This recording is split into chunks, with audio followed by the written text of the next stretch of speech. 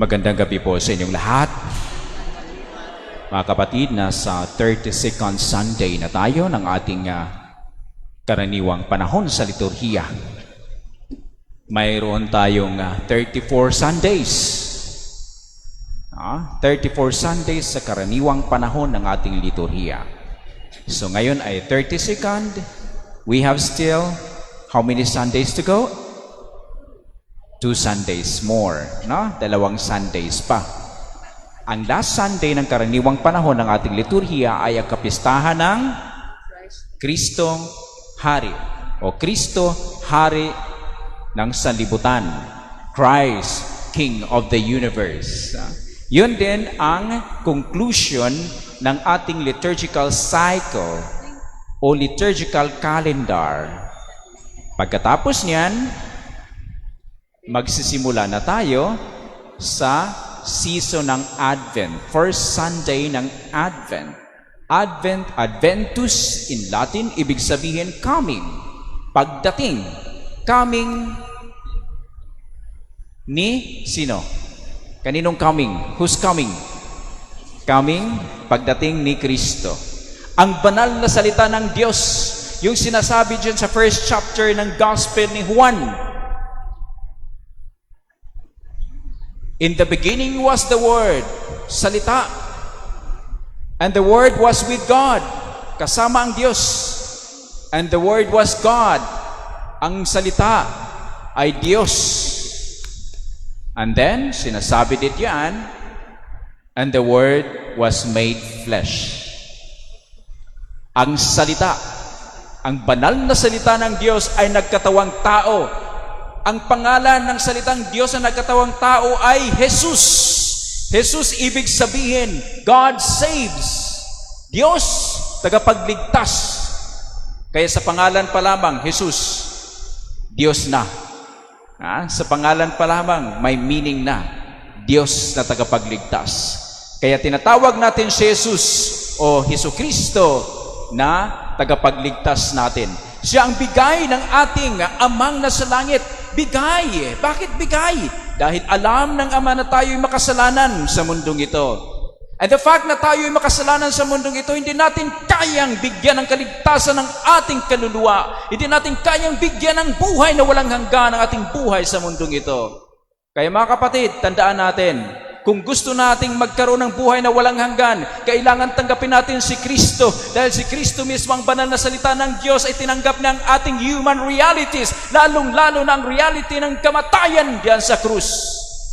Kaya ito na ang krus para kay San Pablo ay karunungan ng Diyos.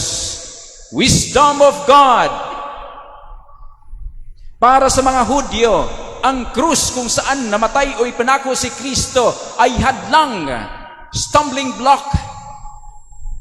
Para sa mga hintil, para sa mga pagado, ang krus kung saan ipinako si Kristo ay foolishness. Pero para sa ating may pananampalataya, ang krus kung saan ipinako si Kristo ay wisdom of God. Karunungan ng ating Panginoong may kapal. Yes, karunungan. At siya nandyan sa ating pintuan, palaging bumubusa. Yes, kumakatok sa ating pintuan ng ating puso, sa ating pamilya, sa ating bahay, sa ating lipunan. Kung i-open natin ang ating pintuan natin, ng ating buhay, ng ating puso, ng ating pamilya, ng ating lipunan, sigurado papasok siya. At at that time na i-open natin ang pintuan ng ating buhay na papasok siya, papasok din tayo sa kanyang puso. Papasok din tayo kasama si Kristo sa kanyang kaharian, ang kaharian ng pag-ibig, ang kaharian ng buhay na walang hanggan. Yes, namatay si Kristo para mapakita natin na tayong lahat ay mga tao lamang dahil siya tao din 100%. Pero Diyos siya 100% kaya muling nabuhay. Tayo, paano tayo muling mabuhay kung wala si Kristo?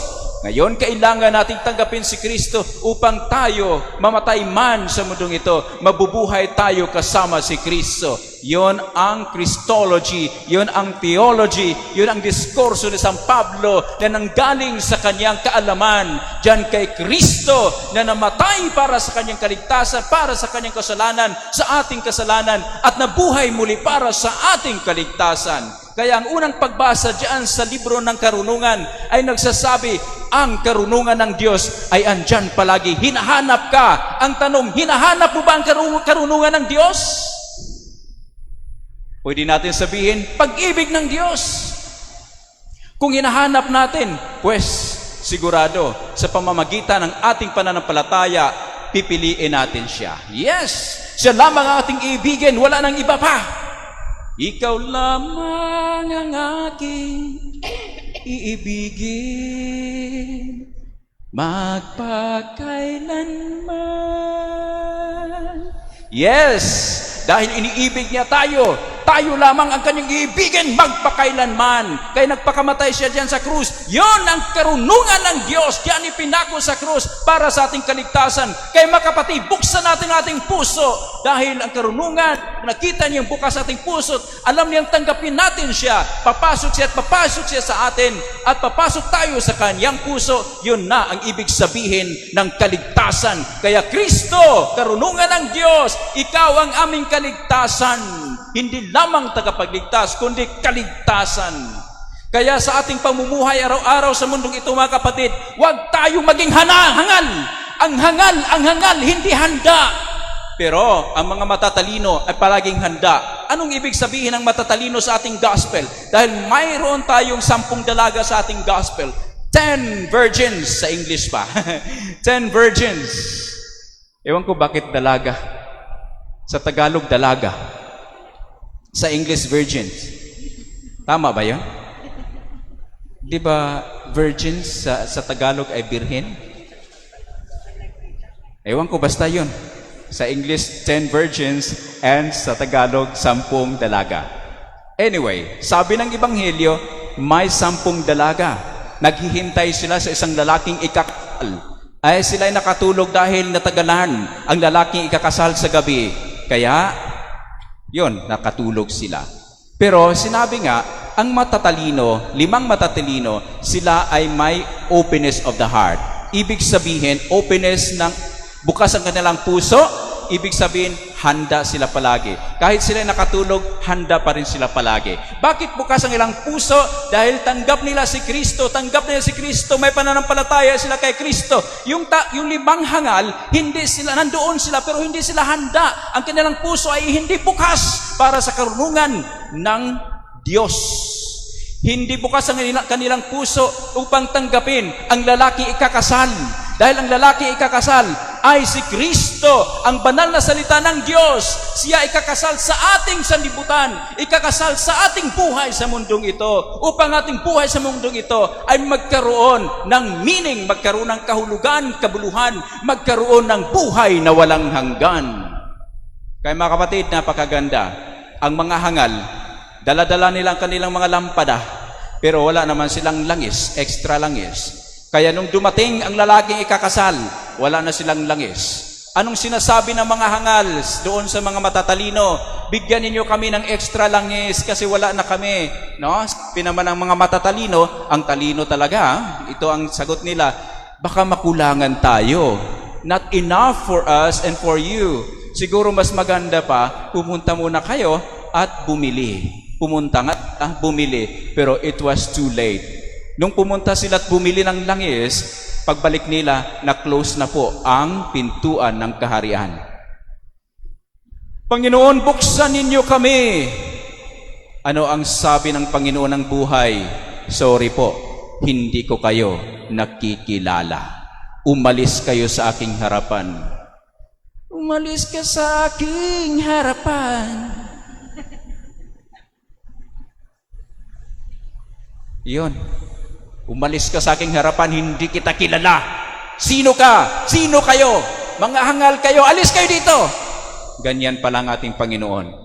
Kaya ngayon, sino tayo? Mga hangal. 5 hangal sa Ebanghelyo o mga matatalino? Yung mga matatalino, ulitin ko, sila yung handa palagi with an open heart to receive the spouse ng ating buhay na si Kristo. Ang mga hangal, hindi open ang kanilang puso. Andyan lamang sila, pero wala. Mga tamad din. Kaya, ang challenge dito sa atin ngayon is, palaging prepared. Kasi yun ang sabi ni Kristo, the last line ng ating ebanghelyo ngayong linggo ng ito. Kaya magbantay kayo sapagkat hindi ninyo alam ang araw ni ang oras.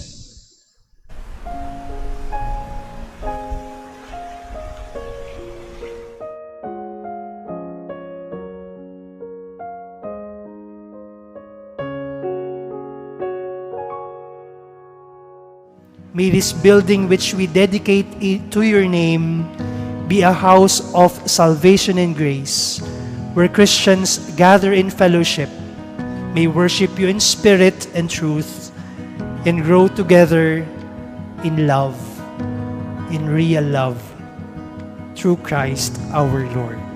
Amen. Maraming salamat po at magandang gabi sa inyo. Mga kaparokya, mag-like and subscribe na po sa ating official YouTube channel www.youtube.com/hfprojas at sa ating Facebook page www.facebook.com/hfprojas at manatili nakatutok sa ating Facebook page para sa mga updates. Maraming salamat po mga kaparokya.